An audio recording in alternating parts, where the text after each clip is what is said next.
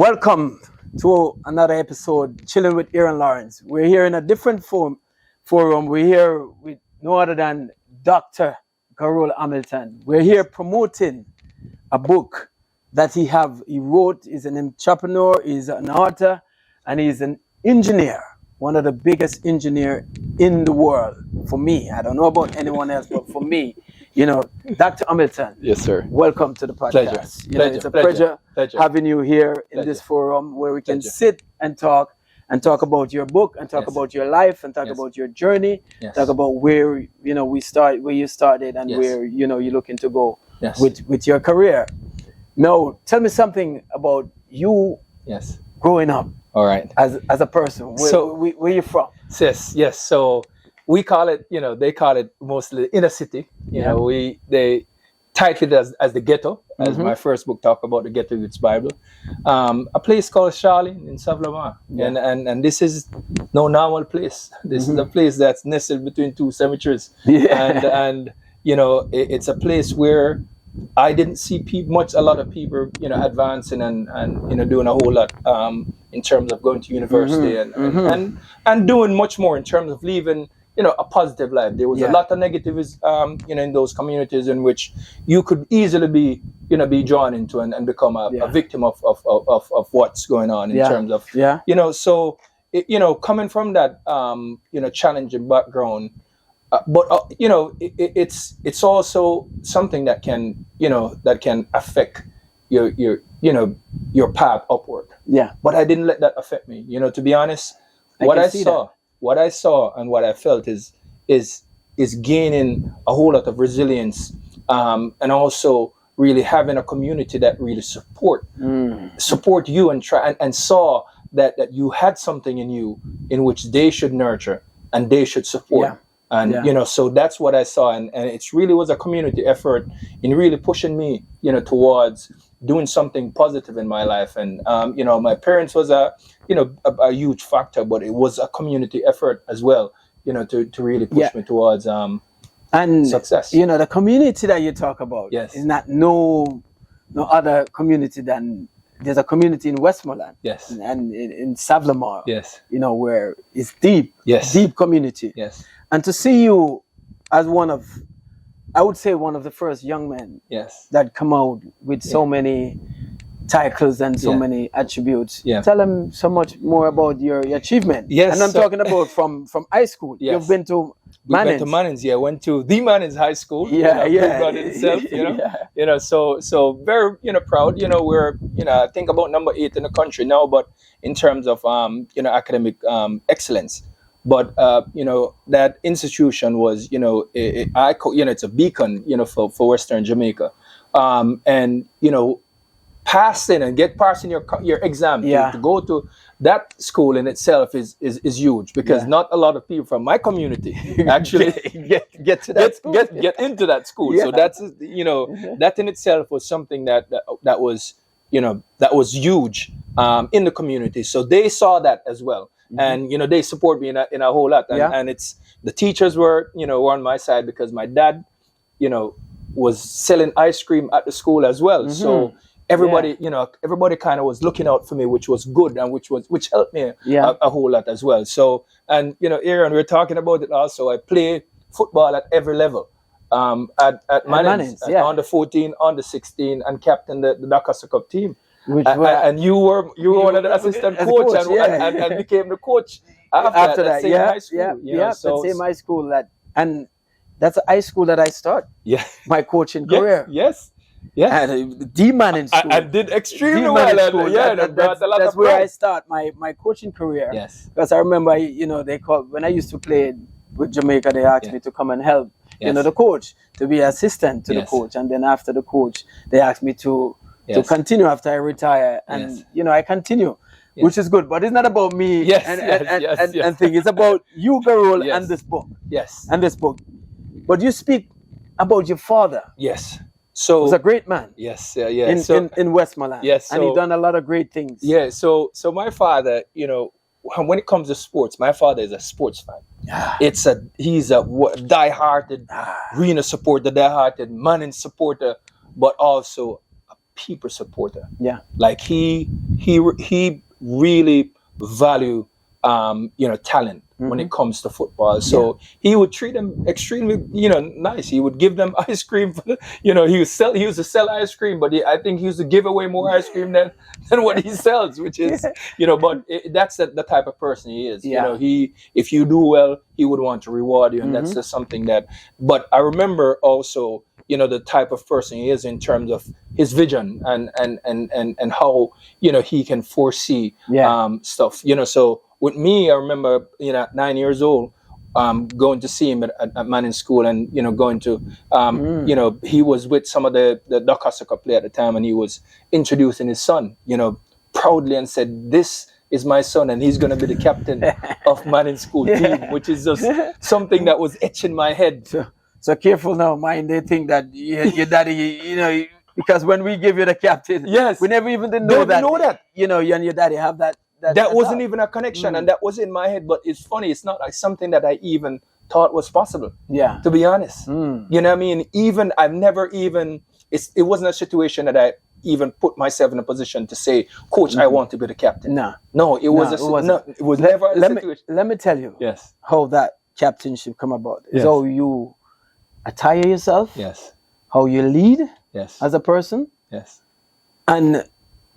So one would think you'd have given a captain to somebody who's from, outside of the different, and the community that you come from. Yes. And how you were a leader. Yes. From day one. Yes. And we look at you as a leader and we say, hey, he's the right fit to lead the team. And you've done a tremendous job. Yeah. Leading that team. Yeah. And even after you left. Yes. Yes. When we're there, I call on you. Yeah. Plenty of times. Garold, you can get some shoes for the boys. In my time, and you every year you said, this is my part to play. Yeah. Every year when I was at Mannings, you send me 30 pair of shoes. Yes, true. Football shoes for the boys. Sometimes even 60. True. Sometimes we have two pairs. Yeah. I call it, the one you finish the first round down, we're going to the second round. Yeah. And you send some more. Yes. And that's the type of leadership that we see in you from before. Yes. Yes. Now, your father. Yes. You talk about your father. What about your mother? So let's talk about mom also, because to be honest, the first book from Get Youth's Bible, I talk about how influential she was, because my mother was the hardest work I've ever known. My mother wasn't a very educated lady. Yeah. But she was hell-bent on her kids getting educated. Good education. One of the greatest story I always tell, and even a lot of executive and delegates, and even Ambassador Marks, who's a good friend of mine, said, you should tell that story.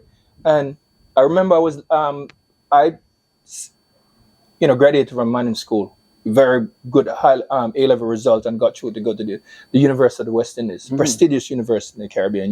We all knew it. Say, and, nine CXCs. Nine CXCs. And not only, no grade 3. Yeah, no grade 2. All grade 1s. I remember when I got my result for my CXC, which is the CSEC now. But coach said to me, and I said, Coach, I got 9 sub-9, grade 1s. The coach is like, what? What do you mean? What do you mean?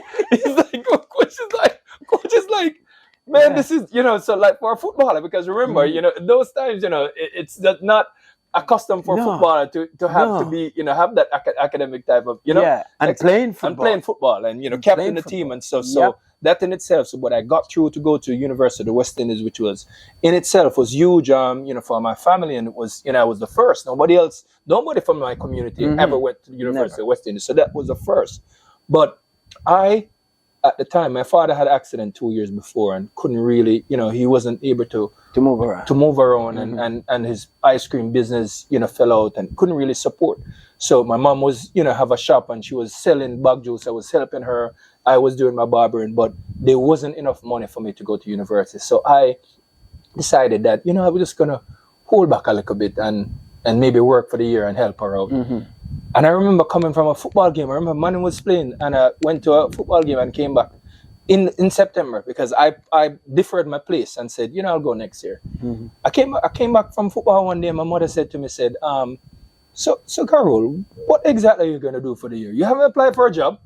what about university? I got you to go to the university. I said, Mom, but you can't afford it. And Mom said, listen, we're going to figure it out. And the next morning, my bag was packed. You're going? And she said, we're going to university. We're going to Kingston. And we take a bus and we went to UA. And I went all the way to the University of West Indies. And when we went to admission, I remember the admissions, they said, it's too late. It was 3 weeks into the semester. It's 3 months of semester last year. Like, it's too late. But the next thing they said, well, there's no space available because your space is gone. Yeah. But I tell you what happened. I said, my mom, I remember going back to Spanish Town because I stayed in Spanish Town during that time for 2 weeks. My mom went up to the university every day to beg. Yeah.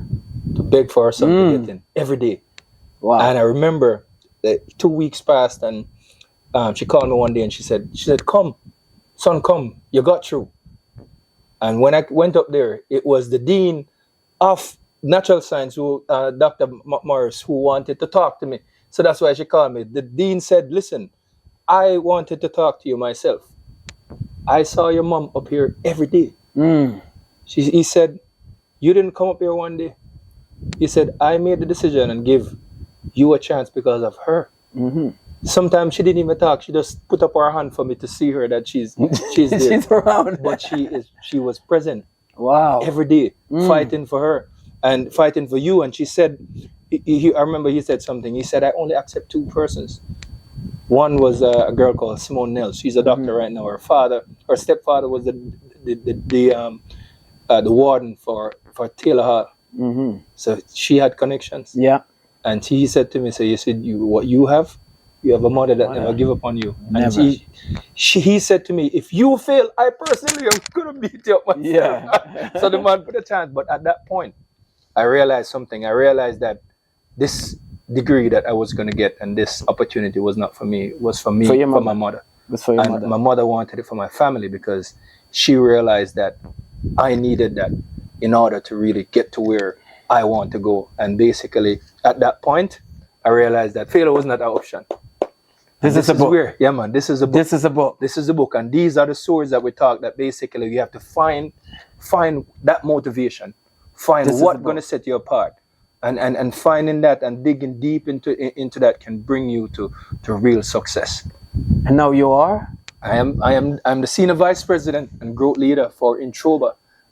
One of the first actually black person to be on the executive level of this company. This company is owned by the Dar Group out of Saudi Arabia. Wow. This it's about 30,000 people are in the company globally. They work on the biggest projects that you can think about. One of the projects that we're working on right now is the Al Maktoum airport in Dubai, which is 10 times bigger than the largest airport in the world. Wow. That's the size and the scale of stuff that type of projects that we work on. And that's something that, and this book talks about it, is navigating the industry and, starting at the bottom and really trying to figure out how I was able to, to forge myself and grow in a way that I can challenge the status quo, because there wasn't a lot of black people in leadership level at any engineering company that I've seen. So what I'm doing is really the first. And it's really challenging, everything that basically that people tell you that you can't do.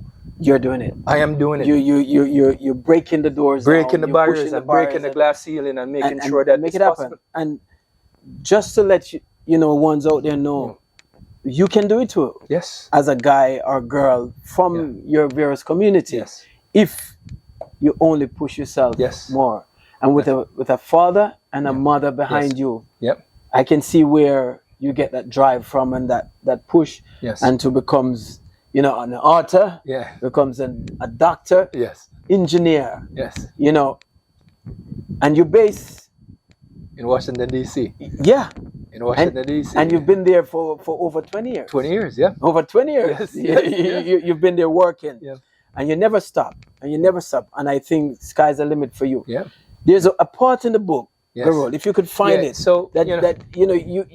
And it's funny. I want to do something that that people appreciate. The book is called From Grit to Glory, right? And I wrote a poem in it, and I wanted you to hear the poem. And it's called The Rise of Charlene's Sun, which is the community I'm from. Charlene, yeah. And it says, in Charlene shadows where the sun fought through haze, barefoot dreams wander down unpaved ways. Concrete cracked beneath hope yet untold, but even the dust, a warrior's heart turned gold. Zinc roofs hum songs of rain and strife, each drop a lesson in the school of life. Mama's voice strong, like a steel in the storm. Boy, you were built to rise, not to conform. Hunger was more than the ache in my chest. Garold, it was fuel. Hold it right there. Yeah. Because you can't give away everything. All right. Yes. You can. No.